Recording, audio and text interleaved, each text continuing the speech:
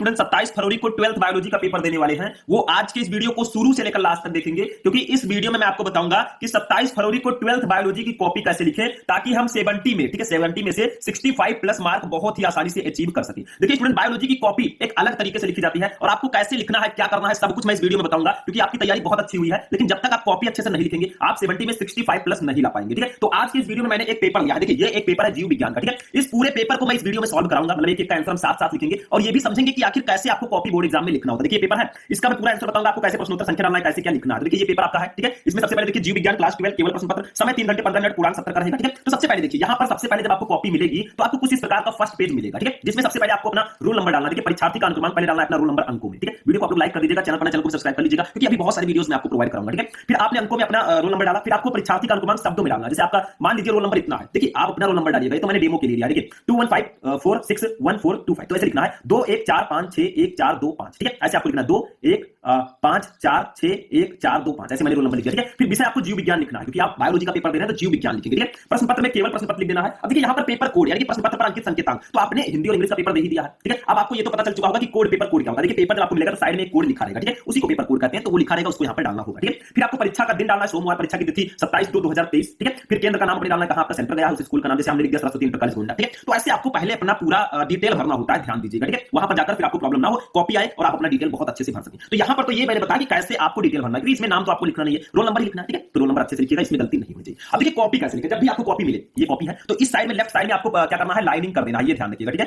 Left side में मैंने lining कर दिया, ऐसे आपको पहले लाइनिंग करना है। अब देखिए यहाँ पर हम पेपर को सॉल्व करना स्टार्ट करते हैं। देखिए सबसे पहले देखिए आपके पास समय 3 घंटे 15 मिनट, पूर्णांक रहेगा 70 का, प्रारंभ के 15 मिनट आपको प्रश्न पत्र पढ़ने हैं। ठीक है, और सभी प्रश्न करने अनिवार्य है, आवश्यकता अनुसार अपनी कुछ नामांकित रेखा चित्रों द्वारा यानी कि जहां चित्र बनाना है वहां चित्र बनाइए। ठीक है, सभी प्रश्न के निर्धारित अंक उनके सम्मुख है। देखिए सबसे पहले आपको बहुविकल्पीय प्रश्न दिया जाएगा, प्रश्न उत्तर संख्या 1, ऐसे हेडिंग डालना होगा आपको। ठीक है, क्योंकि ये फर्स्ट क्वेश्चन का आप आंसर लिखने जा रहे हैं। ठीक है, बहुविकल्पीय प्रश्न, यहाँ पर 4 क्वेश्चन रहेंगे, 1 नंबर का 4 नंबर आपको इसके लिए मिलेगा। ठीक, तो पहले आपको प्रश्नोत्तर संख्या डालना होगा स्टूडेंट, कि आखिर आप फर्स्ट क्वेश्चन, देखिए फर्स्ट क्वेश्चन है, इसमें का है, तो प्रश्नोत्तर संख्या 1 हम डालेंगे, इसमें खंड नहीं है तो खंड नहीं डालेंगे। ठीक है, तो यहाँ पर खूब अच्छे से डालेंगे आप और प्यारा प्यारा लिखिएगा। ठीक है, प्रश्नोत्तर संख्या, ठीक है, प्रश्नोत्तर संख्या 1, ठीक है, प्रश्नोत्तर संख्या 1, ये हमने हेडिंग डाल दिया। अब आपको क्या करना है, नीचे अंडरलाइन कर देना है खूब अच्छे से। ठीक है, चलिए कर लेते हैं।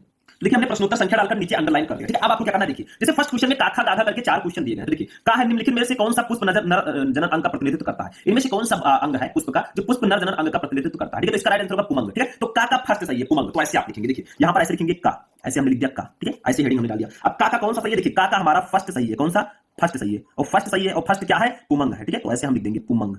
ठीक है, इस प्रकार से आपको अच्छे से लिखना होगा। देखिए इसमें कुछ है नहीं, बहुत सिंपल सा है, मतलब का हमारा ऑप्शन नंबर फर्स्ट सही है पुमंग, तो हम ऐसे करके पुमंग लिख देंगे, हमारा ये क्वेश्चन सही हो जाएगा। ठीक है, ऐसे ही आपको का खा गा करके लिखना होगा। ठीक है, जो सही होगा वो आपको लिखना होगा। ऐसे खा में देखिए खा है मनुष्य में संतान का लिंग निर्धारण किसके द्वारा होता है, मतलब मनुष्य में संतान का लिंग निर्धारण होता है किसके द्वारा, तो देखिए फर्स्ट है मां के लिंग गुणसूत्र से, सेकंड है अंडाणु के माप से, थर्ड है शुक्राणु के माप से, फोर्थ है पिता के लिंग गुणसूत्र से। तो देखिए पिता के लिंग गुणसूत्र से होता है। ठीक है, तो इसका चौथा का कौन सा सही होगा, चौथा का आपका सॉरी खा का चौथा सही होगा, पिता के लिंग गुणसूत्र से। ठीक है, तो यहां पर ऐसे हेडिंग डालेंगे खा, ऐसे खा में लिख दिया। ठीक है, खा का कौन सा सही है, खा का चौथा सही है। ठीक है, फोर्थ ऑप्शन, तो यहां पर ऐसे लिख देंगे फोर्थ। ठीक है, अब फोर्थ में है क्या, देखिए फोर्थ हमारा सही है तो ऐसे कर देंगे। अब पिता के लिंग गुणसूत्र से, तो यहां पर लिख देंगे पिता के, ठीक है, लिंग गुणसूत्र से, लिंग गुणसूत्र से। ठीक है, गुणसूत्र से ऐसे कर देना, मतलब जो ऑप्शन आपका सही है, जैसे का फर्स्ट सही है पुमंग, तो आपको ऐसे फर्स्ट लिख देना। देखिए यहां पर राइटिंग मेरी अच्छी भले ही ना हो, लेकिन आपकी राइटिंग बहुत सुंदर होनी चाहिए एग्जाम में, ये ध्यान रखिएगा। ठीक है, नेक्स्ट देखते हैं, नेक्स्ट कौन सा है, देखिए गा वाला हमारा है, जेनेटिक इंजीनियरिंग का उपयोग होता है, कहां होता है, फर्स्ट है चिकित्सा में, सेकंड कृषि में, थर्ड है इन दोनों में, फोर्थ है किसी में नहीं, तो इन दोनों में होता है। तो थर्ड का कौन सा ऑप्शन सही होगा, गा का, तो गा का आपका ऑप्शन नंबर कौन सा सही होगा, गा का होगा थर्ड सही। ठीक है, कौन सा, थर्ड सही होगा। थर्ड कौन सा ऑप्शन है, इन दोनों में। ठीक है, तो लिख देंगे इन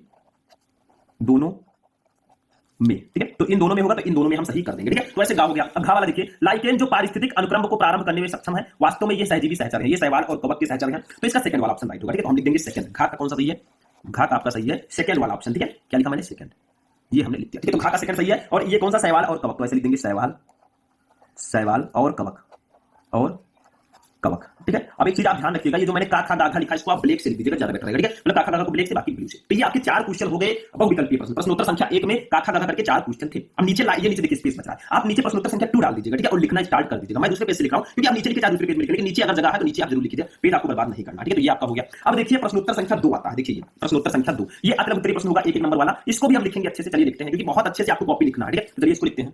तो देखिए अब हम यहां पर हेडिंग डालेंगे प्रश्नोत्तर संख्या 2। ठीक है, ऐसे लिख देंगे प्रश्नोत्तर संख्या, प्रश्नोत्तर संख्या 2। ठीक है, 2 ऐसे हम लिखेंगे। ठीक है, अब प्रश्नोत्तर संख्या 2 लिखकर इसके नीचे अंडरलाइन कर देंगे। ठीक है, अब अंडरलाइन हमने कर दिया। ऐसे प्रश्नोत्तर संख्या 2 लिखकर ऐसे देखिए इसका आंसर लिखकर जैसे क्या हमारा है, क्लाइनेफिल्टर एवं टर्नर सिंड्रोमों में गुणसूत्रों की संख्या लिखिए। देखिए ये आपके वंशागत एवं विविधता के सिद्धांत चैप्टर का क्वेश्चन है, क्लाइनेफिल्टर एवं टर्नर सिंड्रोम में गुणसूत्रों की संख्या कितनी होती है। ये सब जेनेटिकल डिजीज है, तो इसका आंसर हम लिखते हैं। तो ऐसे लिखेंगे का, यहां पर हम लिख देंगे का, ठीक है। या आप ऐसे लिख सकते हैं, देखिए प्रश्नोत्तर संख्या 2 का लिख सकते हैं, प्रश्नोत्तर संख्या 2 का लिख सकते हैं, या प्रश्नोत्तर संख्या 2 आपने लिखा, अब ऐसे का लिखकर आप हेडिंग का ऐसे लिखेंगे, ठीक है। का लिख दिया हमने और इसका आंसर हम लिख देंगे। इसका आंसर क्या होगा, देखिए टर्नर सिंड्रोम में, देखिए मैं साथ में लिख रहा हूं, आप लोग साथ में बता रहा हूं और आप लोग ऐसे लिखिएगा, टर्नर सिंड्रोम में गुणसूत्रों की संख्या, गुणसूत्रों की संख्या ठीक है, कितना होता है 44 प्लस XO, 44 प्लस XO, ठीक है, XO होती है, ठीक है। जबकि क्लाइनेफिल्टर सिंड्रोम में ऐसे लिखिएगा, को राइटिंग से आप लिखिएगा, ठीक है, जबकि क्लाइनेफिल्टर सिंड्रोम में, ठीक, क्लाइनेफिल्टर में लिख दीजिए, क्लाइनेफिल्टर में गुणसूत्रों की संख्या ठीक है, कितनी होती है, लगभग 44 प्लस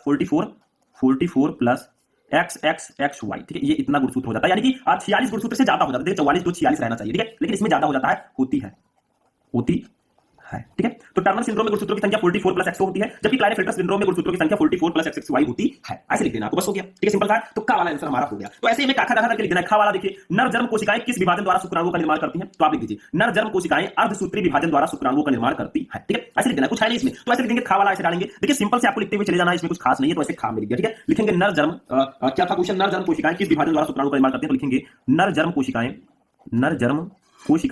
ठीक है, कोशिकाएं किस विभाजन द्वारा, तो अर्धसूत्री विभाजन द्वारा। आप चाहे तो यहां पर ब्लैक पेन का भी यूज कर सकते हैं, क्योंकि जो मेन पॉइंट है उसको आप ब्लैक से भी लिख सकते हैं। तो अर्धसूत्री विभाजन द्वारा, या इसी को क्या बोलते हैं, या इसी को अर्धसूत्रण बोलते हैं, दोनों सेम है, ठीक है, या अर्धसूत्रण, दो नाम है इसके, अर्धसूत्रण द्वारा, ठीक है, अर्धसूत्रण द्वारा, ठीक है, शुक्राणुओं का निर्माण करती हैं, शुक्राणुओं का निर्माण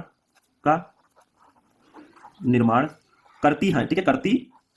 बस हो गया, इसमें भी कुछ खास नहीं है। देखिए दो तरीका है कॉपी लिखने का। आपने प्रश्नोत्तर संख्या 2 डाला, इसमें काखा करके आपने लिख दिया। चाहे तो आप इस प्रकार से लिख सकते हैं, प्रश्नोत्तर संख्या 2 का फिर ये वाला आंसर लिखिए, फिर आप लिख सकते हैं प्रश्नोत्तर संख्या 2 का खा, फिर ये वाला आंसर लिख सकते हैं। मतलब दोनों तरह से आप लिख सकते हैं, कोई प्रॉब्लम नहीं, नंबर मिल जाएगा, एक नंबर वाला है ये, ठीक है। आगे के जो क्वेश्चन होंगे, जैसे लघुत्तरीय प्रश्न, उसमें हम प्रश्नोत्तर संख्या 2 का डालेंगे, प्रश्नोत्तर संख्या 2 का खा डालेंगे, इस प्रकार से हम वहां पर कॉपी लिखेंगे, ये ध्यान रखिएगा, ठीक है। ये तो छोटे छोटे क्वेश्चन है, तो मैंने ऐसे डायरेक्ट लिख दिया। आप देखिए, अब गा लिखेंगे। देखिए यहां पर एक चीज और ध्यान रखिएगा, जैसे हमें यहां पर पूरा क्वेश्चन पता है, ठीक है, दूसरे का हमें काखा का सब पता है, तो हमने ऐसे लिख दिया। अगर मान लीजिए आपको 2 क्वेश्चन पता है, 3 क्वेश्चन पता है, 2 नहीं पता है, तो आपको उस प्रकार से लिखना है, प्रश्नोत्तर संख्या 2 का, प्रश्नोत्तर संख्या 2 का खा, क्योंकि मान लीजिए आपने 2 क्वेश्चन का आंसर लिख दिया, ठीक है, बाकी क्वेश्चन आपको कहीं आगे पेज में लिखना है, तब तो आपको प्रश्नोत्तर संख्या 2 का खा डालना होगा, ठीक है। तो दोनों तरह से आप लिख सकते हैं। अगर आपको पूरा पता है तब तो आप ऐसे लिखिए जिस तरह से मैंने बताया। अगर आपको पूरा नहीं पता है तो क्या कीजिए, प्रश्नोत्तर संख्या 2 का लिखना, फिर प्रश्नोत्तर संख्या 2 का खा लिखना, फिर मान लीजिए कोई क्वेश्चन आपको नहीं आता था, बाद में लिखना चाहते हैं, तो वहां पर लास्ट में आप लिख सकते हैं प्रश्नोत्तर संख्या 2 का, ठीक है। मतलब इस प्रकार से मैं कह रहा हूं, कुल सभी पता है क्वेश्चन, तो इस प्रकार से लिखिएगा, समझे। तो इस प्रकार से आप लिखिएगा, अगर कुछ पता है कुछ नहीं पता है तो उस प्रकार से लिखिएगा जैसा मैंने बताया, ठीक है। अब देखिए यहां पर तीसरा गा वाला क्वेश्चन देखते हैं, क्या देखिए, परागकण मात्र कोशिका में गुणसूत्रों की संख्या कितनी होती है। यानी कि परागकण मात्र कोशिका जो होती है, कोशिका, उसमें गुणसूत्र की संख्या कितनी होती है, कितने क्रोमोसोम पाए जाते हैं परागकण